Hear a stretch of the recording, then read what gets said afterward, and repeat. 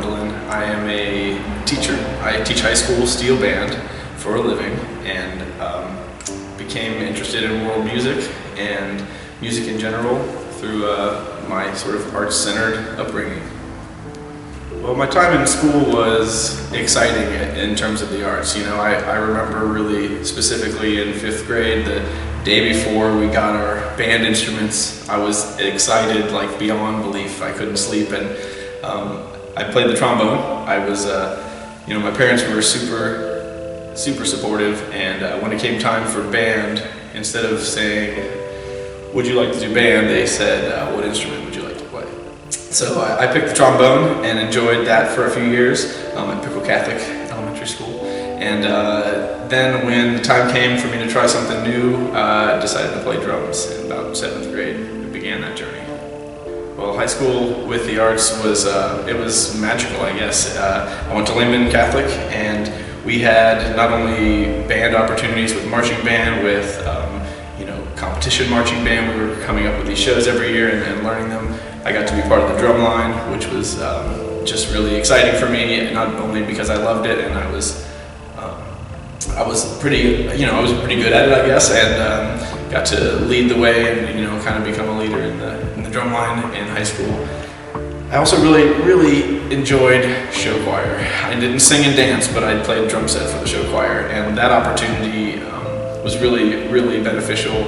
I got to see sort of the behind the scenes on theater productions. I got to be in the pit for musicals and things like that, play with singers and with the sort of bigger production, and, you know, I fell in love with it. Well, my next step was Miami University. My parents were both alumni, and so it was pretty natural, I guess, for me to go there. I did benefit greatly from the tutelage of Mike McKinley. He was a Piqua guy who was a few years ahead of me in school, and I got connected with him because of drum lessons and me switching instruments in the band. And Mike McKinley was a phenomenal teacher. I mean, he got what I needed. He understood how to sort of talk to me and do all those things, and he helped me get into Miami, not only a musical, but I got into the drum line at Miami and got to do college marching band, which was a lot of fun. And those experiences from Pickle were just huge. Thanks. I guess at Miami, I should say, the world music caught me by surprise. I didn't realize I'd be so interested in world music, or, I mean, I knew I liked drums. Then going into music for a career, I was thinking a music education degree made sense, so that's what I was pursuing. And I liked playing, you know, I liked drums. I liked the idea of getting ready for a performance and getting nervous and then succeeding, hopefully, in a great performance, and that relief was always just so huge for me. So I kind of got into world music with Miami. They had opportunities for African dance, they had African drumming and dancing, they had opportunities for Brazilian music, we had opportunities for Japanese taiko drumming, and all these amazing things that I sort of was expanding my palette, I guess. Yeah, so after Miami University, I experimented with looking into finding a teaching job, but it seemed like the idea of going to grad school made sense for me at the time. So I tried Eastern Kentucky University. They have a really well-known percussion program, and so having a few folks from Miami recommend it, I was able to study with Jason Kuntz, who's a fantastic percussionist down there, and explore my world music obsession even more. He's a big Brazilian drummer, and we actually even were able to go to Brazil, spend a couple weeks learning drumming in Brazil, which was just mind-blowing. I did. Graduated from Eastern Kentucky, got my master's degree in music performance, thinking that I would find some sort of percussion job somewhere. You know, there's a lot of folks who go this route, end up, you know, at high school where they're not the band director, but like a percussion assistant or something. So that's kind of what was in my head.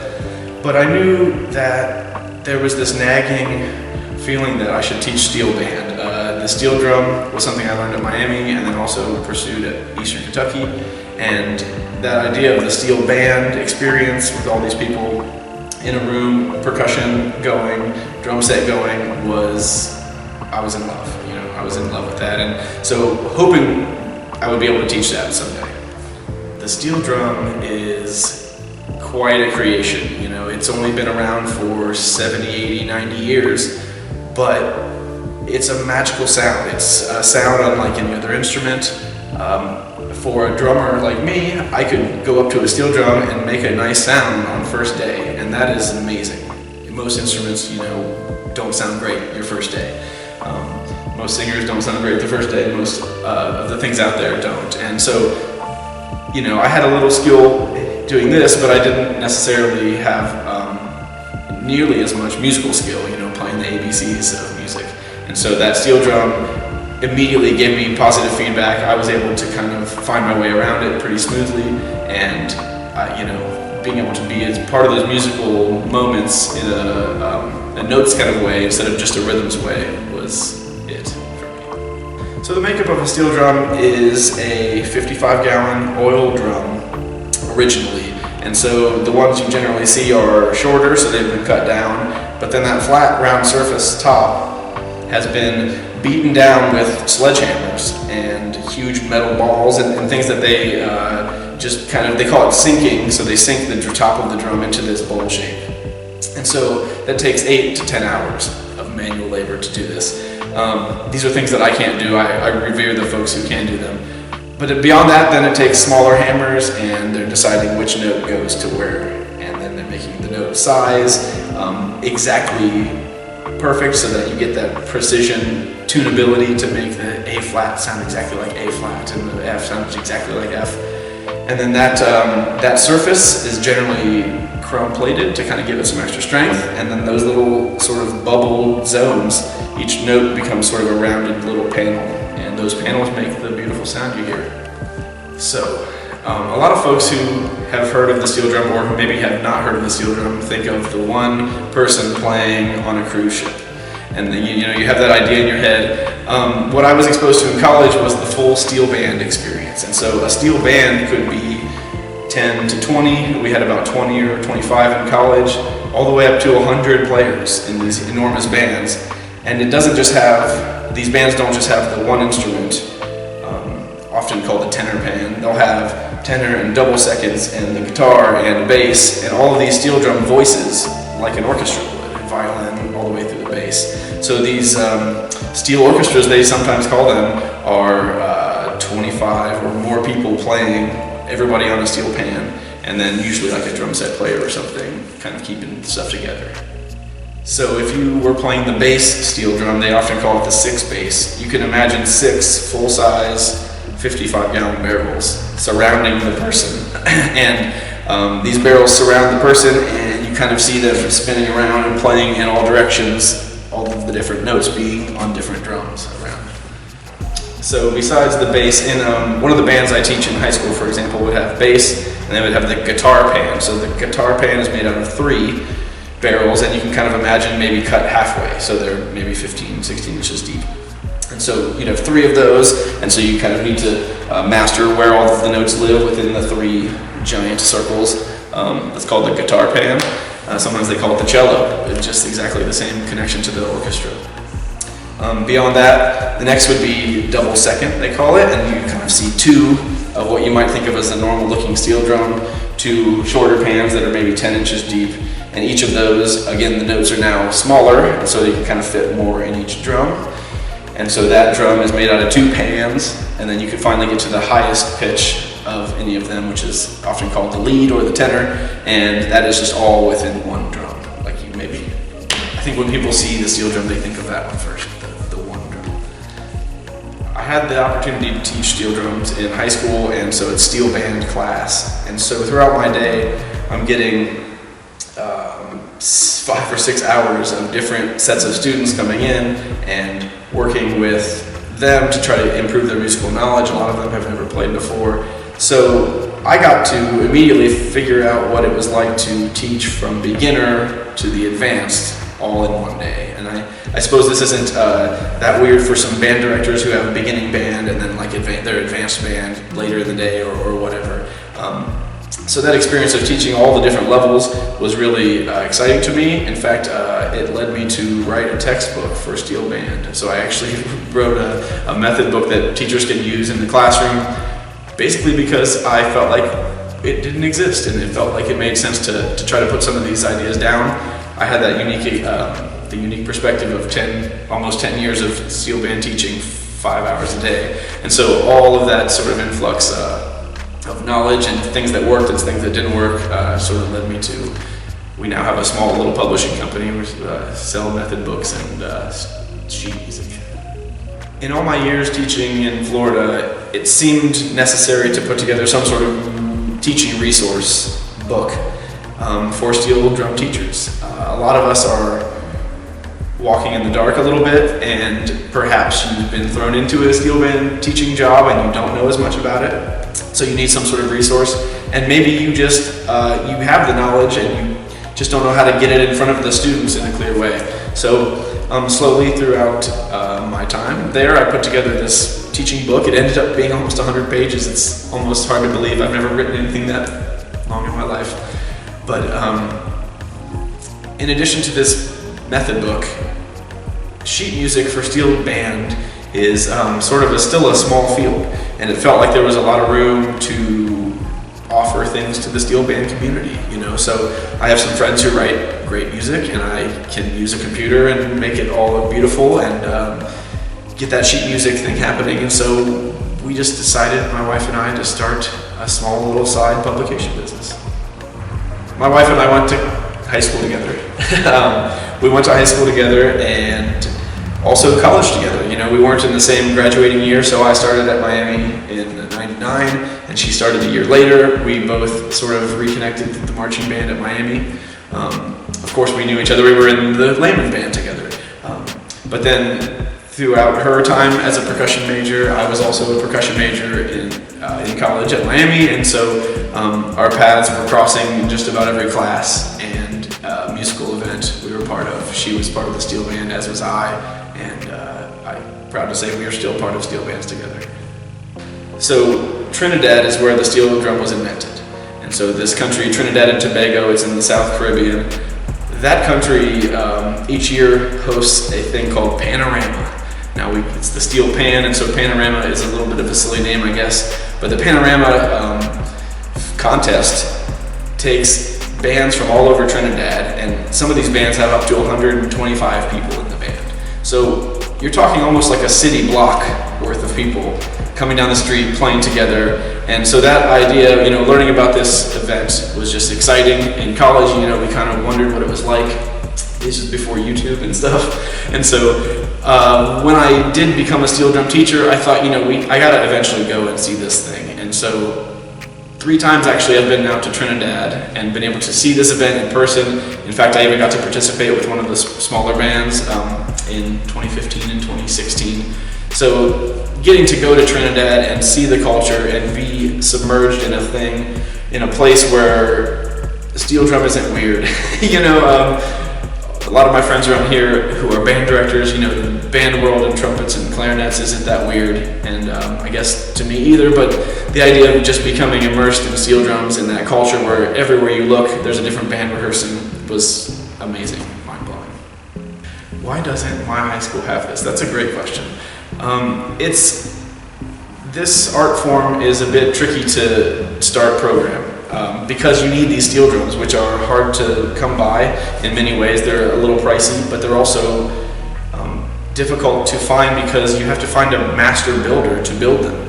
So there are a few of these folks around the country, but often you wait a year or more to receive a drum that you've ordered. If you order a custom drum, or even a run-of-the-mill standard drum, it might take a whole year to get made for you. So this is one of the reasons it's tough to make this happen in a high school program. I was really fortunate to go down to this place in Florida, in Tallahassee, where they had about 25 instruments already. So they had this program up and running. During the course of me being there, we replaced some of the drums and got rid of the old ones and improved and bought some new replacements. But every high school doesn't have this because it's kind of a niche specialty, I guess, at this point. I think the music that comes with steel band is really inviting for students. So I think a lot more places should have this, should have a steel band option for their students. the instruments are generally live at the school. And so for a kid who may not be able to take a trombone home and practice at home, sometimes there's limitations on how much noise you can make at your house. So we see it all the time where students are so excited to be able to come to school and have that instrument and work on it while they are there, and go home and think about it, and then come back the next day and work on it some more. There's not a lot of cost to buy into it. So it's a great program to have, low cost for the student, if these drums can be found or the school can provide.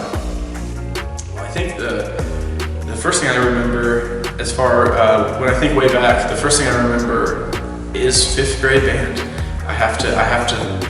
I keep thinking of that moment. I couldn't sleep. It was like Christmas, the day before I picked trombone in my first year of band, and having that instrument in my possession and just like the possibilities, I guess. I'm getting to kind of embark on this new journey, this cool thing that I've got to try to learn about, was so exciting. I think I did all right in school outside of the arts. I know that throughout high school I couldn't wait till Wednesday night because we had band practice. I couldn't wait till that weekend where we had a band performance. My other subjects in school were fine, although you probably could find me during study hall looking through drum magazines and plotting my next adventure of what drums I might want to get next, something like that. Yes, I certainly, my parents have definitely been supportive. Not only when I originally majored in something other than music at Miami, and one of the science fields. And I think I probably did well in high school and I did okay, but that calling to music was never questioned. I said, hey, I think I'm gonna switch to this music major, and music education being the specifics, and nothing but support. From the very beginning, they were able to run me across town to drum lessons, or help me buy a new pair of drumsticks, or whatever I felt like I needed at the time. Always supportive. Those feelings of going to arts events, there's that magical feeling. It's a special occasion, and when it's happening in your own hometown, it's even more special. You are able to make a day out of it, or go see that performance, and maybe somebody is part of it. I always found that really exciting to be part of in a local way. Arts in the community have impacted me greatly. I know that seeing those performances and being part of even small performances throughout school gave me that taste of what it could be in a bigger setting, and the performance addiction, I think. I'm still hooked on performing, whether it's with my students now or whether it was in college at the specialty concerts that we did with percussion. Seeing some of that in your own hometown was inspiring. Well, a worth for the arts is obvious, especially in 2020. We are taking a step back in a lot of ways from performing in many places because of all the regulations that 2020 has brought us. But, having those performances and doing those events show the youngsters what is possible, and they those magical moments in history, they stick with you. I can remember this performance or that performance from so many years ago when maybe so many of the things in college have come and gone, but those moments of joy and community were super special. So I'm thinking specifically of a musical performance. As part of the Layman Limelighter show choir community, I played some drums for them. The moment I'm thinking of was in my senior year of high school. The spring show was a musical review, so each of the seniors could pick a song they wanted to do, and they had put it upon me to do something from Stomp. And so Stomp is, of course, the stage show where percussionists are playing music on all kinds of found objects like trash cans and brooms and all of those things. And so it was upon me to put together something with the 12 of us that would be like Stomp. And so I hope it came off well, but man, we had a lot of fun doing it. And so I got to teach a little bit in our little group there. I was in charge of this particular thing and given a lot of freedom. But being able to put on an event like that, not only for the school, for your school community, you're very excited for your friends to see what you've been doing. But then, you know, have an event like that in the evening and all the parents are coming, those moments are special. I feel like I'm successful. I know some would say I'm just a high school teacher, but I would say I've got a lot of cool things happening. You know, like I said, I'm hooked on performing, and so my every day is me performing in front of a class as a teacher, but also getting to be part of the band. You know, I am lucky to have, you know, 20 students, let's say, and by the end of a term, the 20 students and me are a band, and we've gelled together in whatever way we could, and we perform together. You know, as part of the steel band, I generally play the drum set while all of the students play steel drums, and so I'm keeping the group together, kind of, and directing from there. And so I'm getting to play music as an adult. I'm getting to play music for my job, which is amazing. The arts and my involvement in the arts have brought me almost all of the friend groups that I've ever run with. You know, in high school, the marching band, and being able to sort of meet some people who weren't of your own grade level was pretty huge for me. I wasn't super outgoing, but put some drumsticks in my hand, and I guess things changed a little bit. As part of the show choir in high school, I got to be part of yet another sort of friend group and sort of show off some of my talents that were growing at the time. And then, of course, college, you are with a lot of people of your same type as a major of something. And, you know, I was a music major and a percussionist specifically, so, you know, there are about 25 of us who are all of that same mindset, and a lot of us are still great friends to this day. My world without the arts, it's tough to describe. You know, I feel like my entire creativity kind of comes out that way.